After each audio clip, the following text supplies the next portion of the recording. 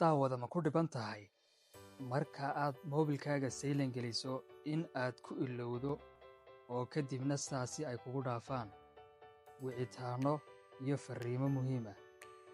haddaba waxaan ku haynaa xal cajiib ah fadlan haddii aadan hore nagu soo biirin nagu soo biir.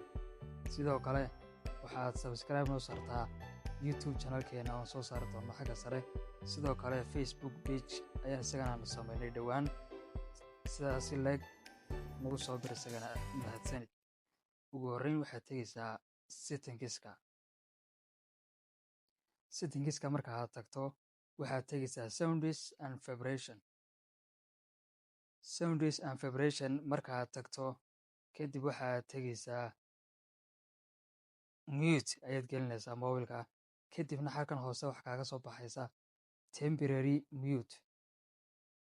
kadib halka ka hooseysa waxaa ku soo bixi doontaa option ay ku qoran tahay mute for. halkaasi markaad ku dhufato waxaa kuu soo baxaya 1 hour 2 hour 3 hour, markaa kolba ka aad doonto ayaad ka dhigan kartaa.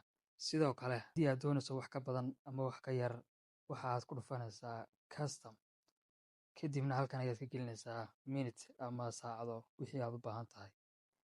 fadlan haddii aad ka heshay muuqaalkan followna soo dheh, sidoo kale subscribe noo saar YouTube channelkeena iyo Facebook page-kaba. mahadsanid.